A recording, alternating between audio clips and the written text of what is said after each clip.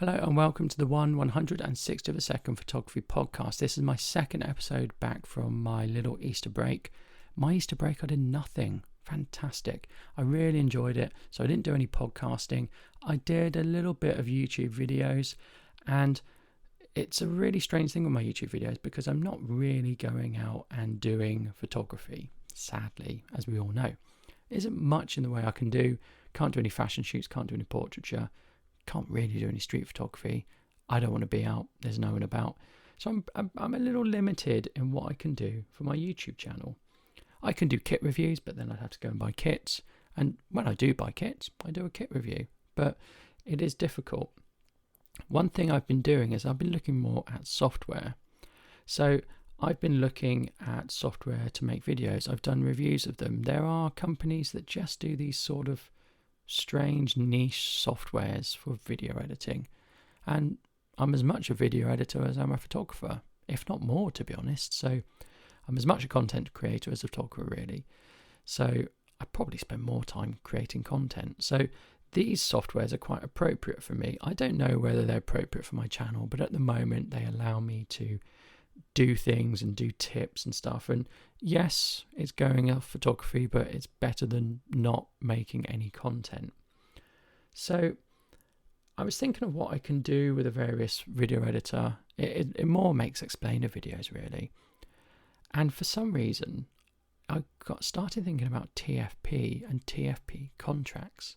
And I thought back to where I'd always had contracts and it had always sort of saved me, really.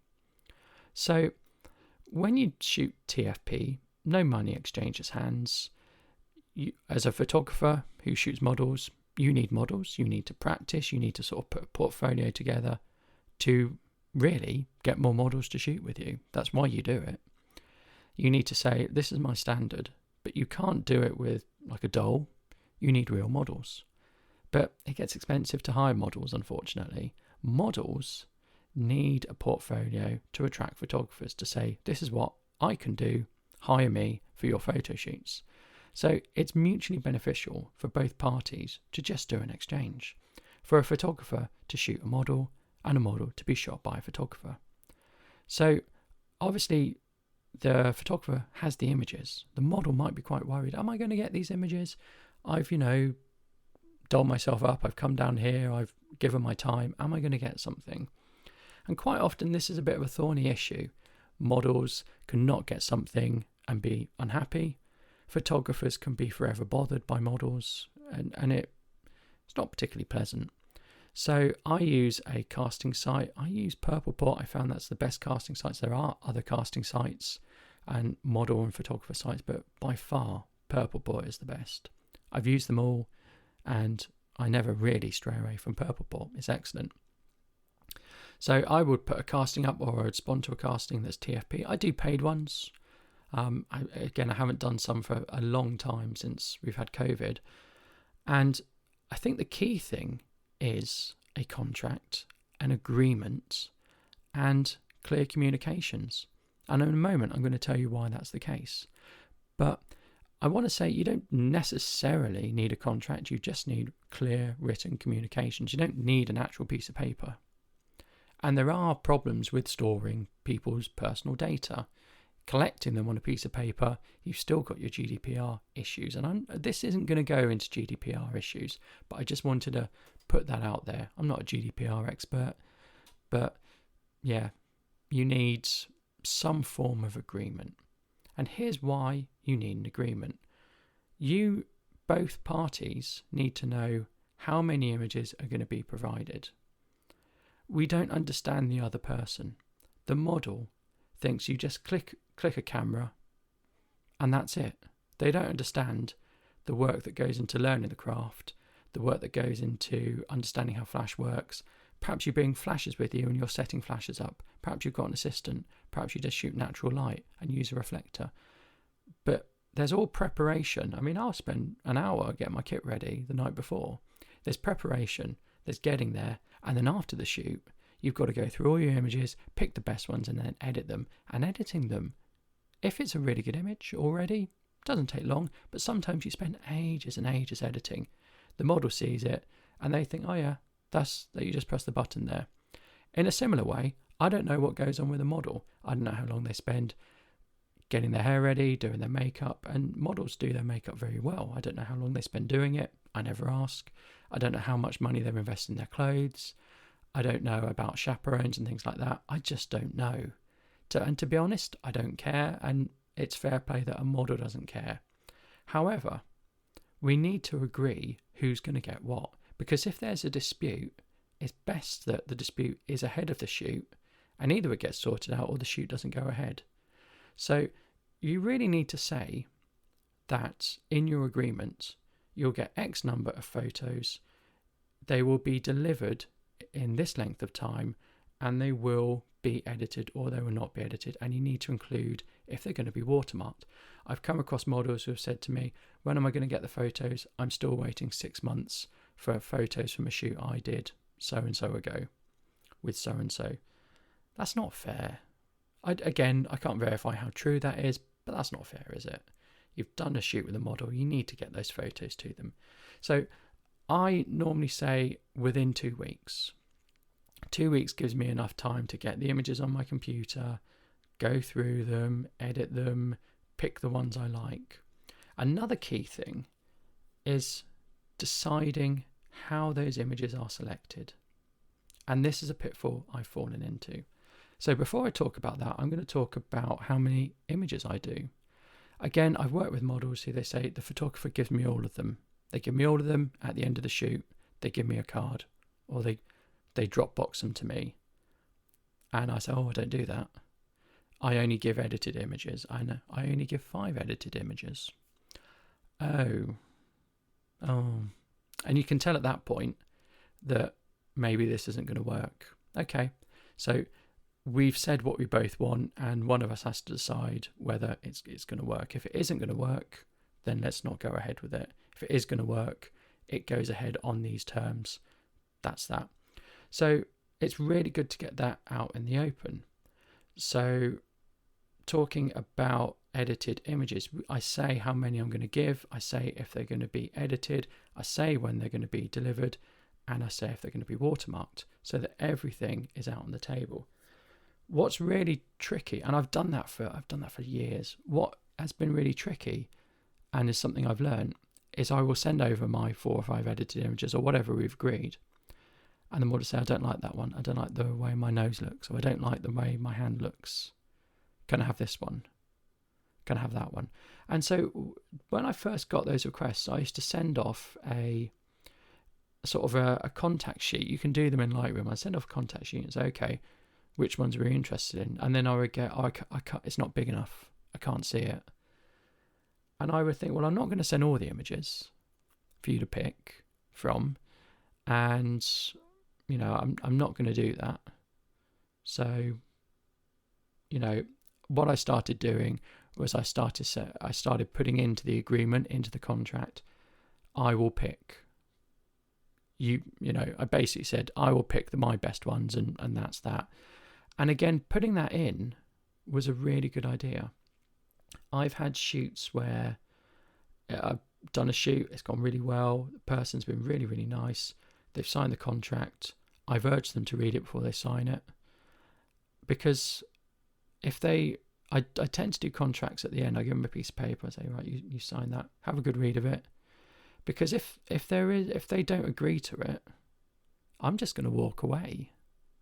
I'm going to say, okay, thanks very much, goodbye. Because what's the point? If they don't agree to it, those are my terms. I might change. I might say, okay, fine, I'll give you a few more images.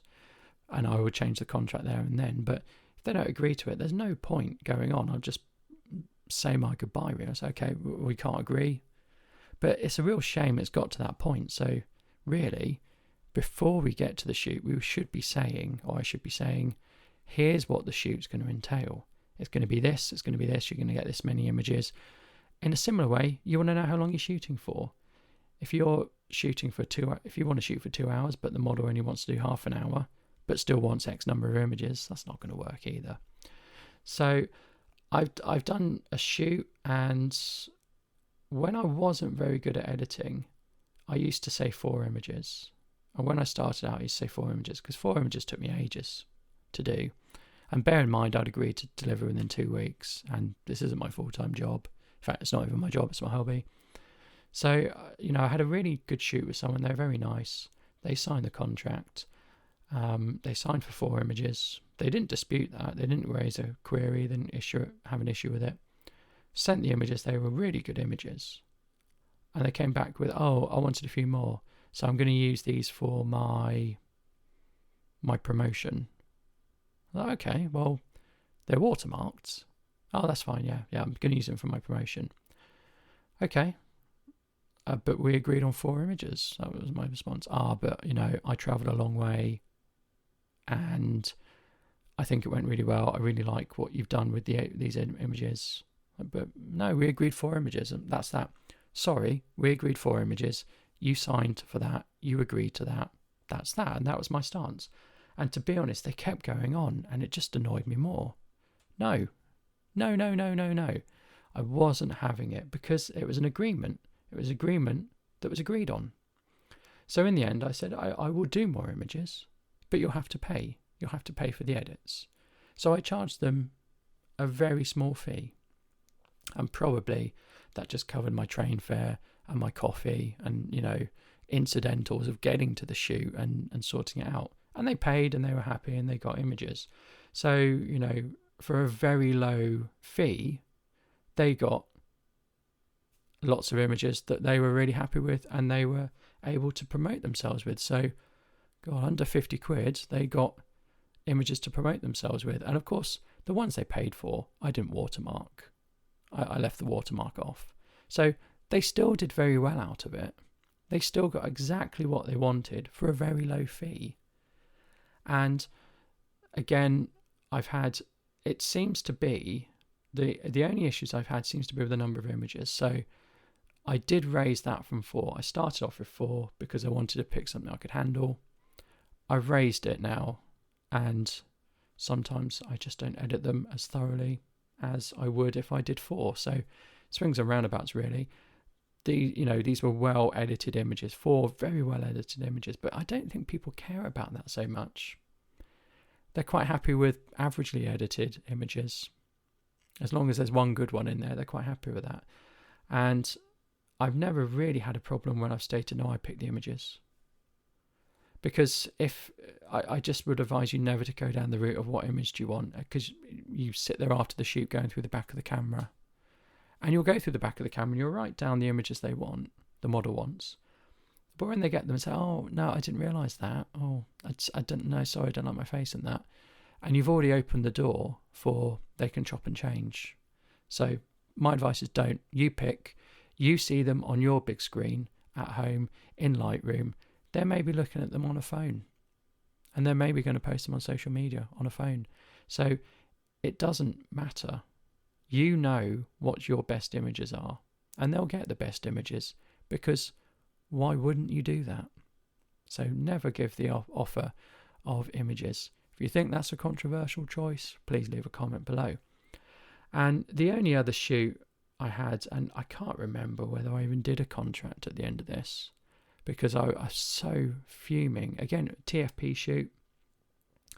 It was a classic case of not miscommunication, but just not having any idea what someone wanted. So I went into London to do a shoot with someone. I think they were very relatively new, they were relatively inexperienced, but they were late. They wanted to shoot in a specific place in a really busy part of London, but they couldn't tell me where it was. So they said, I want to shoot here. I want this shot. And they showed me something from Instagram. I want this. Okay, I can do that. Where is it? Oh, I don't know. Oh, okay. So what are we going to do then? Oh, I don't know. Well, how about let's just do the shoot. We'll go around a few places. If we find it, we find it. If not, we don't. And they weren't happy with that. And they were agitated as well. What's wrong? I asked. I'm waiting for my friend. Oh, whoa, stop there. Friend? Why are you waiting for a friend? I've asked them to come along, but you didn't tell me that. It might have been good to tell me that so you were going to bring someone along. I don't mind if someone else is brought along, but please tell me. I don't want just strangers turning up. And this person is a stranger. The model is a stranger. I've never met them. Whoever they're going to bring along is a stranger. I've never met them. I at least want to know in advance. So the model was unhappy that they didn't know where they wanted to shoot, and I didn't know, but how would I be expected to know? My back was put up because they hadn't bothered telling me that someone else was going to turn up. We waited for this person, didn't turn up. I said, let's crack on. So they were quite miserable and moody through the shoot, partly because their friend wasn't there, partly because they didn't know where to go, and I was getting a bit frustrated with them. So I said, you know what, let's stop. Let's just call it a day. Let's walk away. Thank you very much. Clearly you're not enjoying this. I'll be honest, I'm not enjoying this. Let's go. And they didn't want to do that. They didn't want to do that. I don't know why. I don't know why they didn't want to do that. No, I've come down. Let's finish. Let's make the effort. Let's get this finished. So they perked up a bit. They're a bit less moody, a bit less miserable.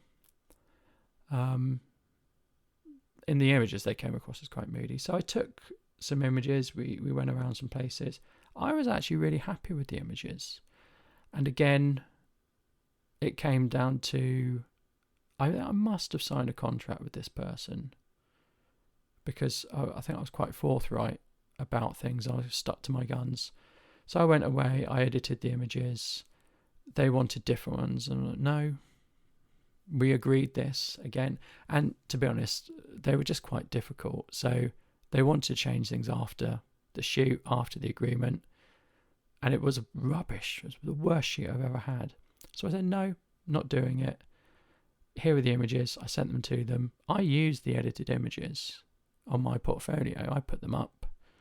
I don't think they did. So again, what was the point of finishing the shoot? So I've gone off on a bit of a tangent about this very, very odd shoot. But I was able to stick to my guns because I'd signed I'd got them to sign a contract. I had an agreement. And even if they hadn't signed the contract, probably the agreement would have been specified of what I was offering within our initial correspondence. So it's always worth putting it in your initial correspondence. So I could stick to my guns. I could say no. I could walk away whenever I wanted to because it was a bad shoot. And again, I don't know how I got to thinking about this, but I would really urge people, when things change and you go back to shooting, have an agreement, have a contract, although it doesn't have to be a contract. Do your contract at the end of the shoot, but make sure people know what they're turning up for. Anyway, it's been a long one, a long little rant this. I hope you've enjoyed it. I hope it's been useful. Stay safe, keep shooting, and I'll see you next time. Thank you.